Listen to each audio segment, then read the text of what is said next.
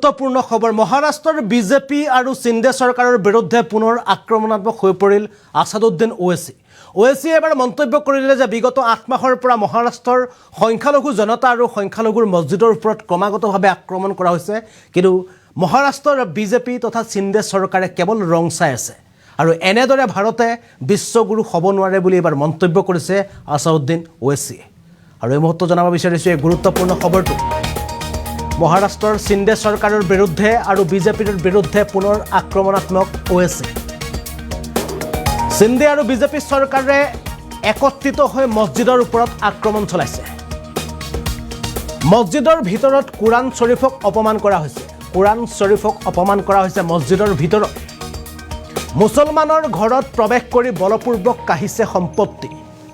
এই মন্তব্য আসাদুদ্দিন ওৱেইছি মহাৰাষ্ট্ৰ চৰকাৰে পৰোক্ষ আৰু প্ৰত্যক্ষভাৱে অনুপ্ৰেৰণা যোগাইছে এই কামত বিশ্বগুৰু হ'বলৈ চেষ্টা কৰিছে কিন্তু মছজিদৰ ওপৰত আক্ৰমণ চলাই আছে বিশ্বৰ তৃতীয় অৰ্থনীতি দেশ হ'ব খুজিছে কিন্তু কুৰাণ শৰীফক জ্বলোৱা হৈছে এই মন্তব্য কৰিছে আসাদুদ্দিন ওৱেইছি বিগত 8 মাহে মহাৰাষ্ট্ৰত কেৱল মছজিদ আৰু মুছলমানেই টাৰ্গেট মহাৰাষ্ট্ৰ চৰকাৰ আৰু আৰক্ষীয়ে কেৱল ৰং চাই আছে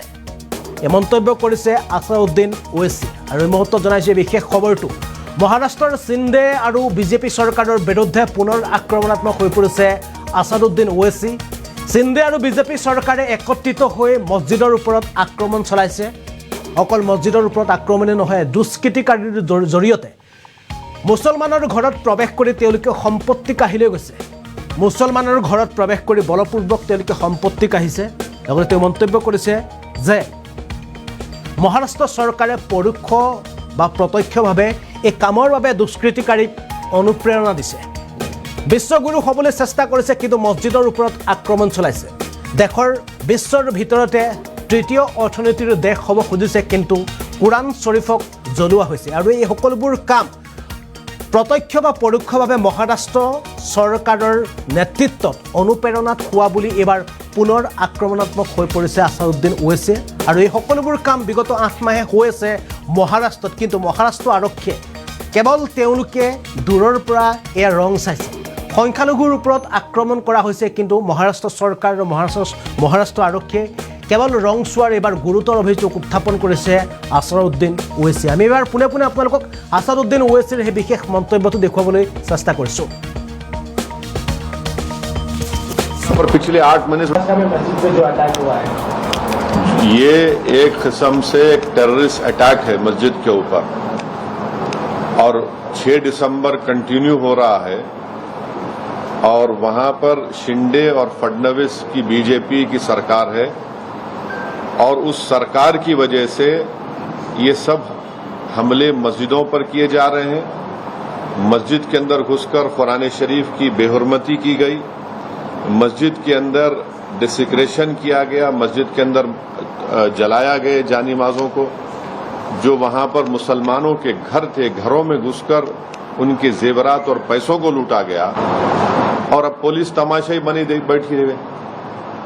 तो ये पूरा इनकरेजमेंट दिया जा रहा है एक किस्म से इनडायरेक्टली या डायरेक्टली बोलिए वहां की बीजेपी और शिंदे सरकार की तरफ से इसीलिए इन तमाम लोगों की हिम्मतें बुलंद हो रही हैं आप बताइए कि हम विश्वगुरु बनना चाह रहे हैं और मस्जिद के ऊपर खड़े होकर आप डेमोलिश करने की कोशिश कर रहे हैं हम विश्वगुरु बनना चाह रहे हैं थर्ड इकोनॉमी बनना चाह रहे हैं और मस्जिद के अंदर घुस के आप कुरान शरीफ को जला रहे हैं कौन सा विश्वगुरु कौन सी ये बातें कर रहे हैं डेलिब्रेट टारगेटिंग है मुसलमानों के और रिलीजियस प्लेस की इसको इस बात को साबित करता है केस बुक करें कितनों को अरेस्ट करें आप हर वक्त यहाँ पर पिछले 8 महीने से उठा के देख लो महाराष्ट्र में मस्जिदों को टारगेट किया जा रहा है और वहां की सरकार कुछ नहीं कर रही है खामोश तमाशे बने बैठी हुई है तो इसीलिए मैंने कल ये बात कही है कि अब आने वाले विधानसभा के चुनाव में महाराष्ट्र के मुसलमानों को MIM पार्टी कैंडिडेट्स को अब कामयाब करिए कोई तो आवाज उठाए ना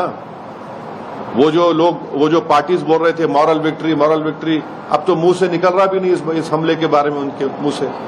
मस्जिद में जो अटैक हुआ है ये एक किस्म से एक टेररिस्ट अटैक है मस्जिद के ऊपर और 6 दिसंबर कंटिन्यू हो रहा है और वहां पर शिंदे और फडणवीस की बीजेपी की सरकार है और उस सरकार की वजह से ये सब हमले मस्जिदों पर किए जा रहे हैं। मस्जिद के अंदर घुसकर कुरान शरीफ की बेहुरमती की गई, मस्जिद के अंदर डिसिक्रेशन किया गया, मस्जिद के अंदर जलाया गए जानिमाज़ों को। जो वहां पर मुसलमानों के घर थे, घरों में घुसकर उनके जेवरात और पैसों को लूटा गया और अब पुलिस तमाशाई बनी बैठी है। तो ये पूरा एनकरेजमेंट दिया जा रहा है एक किस्म से, इनडायरेक्टली या डायरेक्टली बोलिए, वहां की बीजेपी और शिंदे सरकार की तरफ से। इसीलिए इन तमाम लोगों की हिम्मतें बुलंद हो रही हैं। आप बताइए कि हम विश्वगुरु बनना चाह रहे हैं और मस्जिद के ऊपर खड़े होकर आप डेमोलिश करने की कोशिश कर रहे हैं। हम विश्वगुरु बनना चाह रहे, थर्ड इकोनॉमी बनना चाह रहे और मस्जिद के अंदर घुस के आप कुरान शरीफ को जला रहे हैं। कौन सा विश्वगुरु, कौन सी ये बातें कर रहे हैं? डेलिब्रेट टारगेटिंग है मुसलमानों के और रिलीजियस प्लेस की। इसको इस बात को साबित करता है। केस बुक करे, कितनों को अरेस्ट करे आप? हर वक्त यहां पर पिछले 8 महीने से उठा के देख लो, महाराष्ट्र में मस्जिदों को टारगेट किया जा रहा है और वहां की सरकार कुछ नहीं कर रही है, खामोश तमाशे बने बैठी हुई है। तो इसीलिए मैंने कल ये बात कही है कि अब आने वाले विधानसभा के चुनाव में महाराष्ट्र के मुसलमानों को, एमआईएम पार्टी कैंडिडेट्स को अब कामयाब करिए। कोई तो आवाज उठाए ना।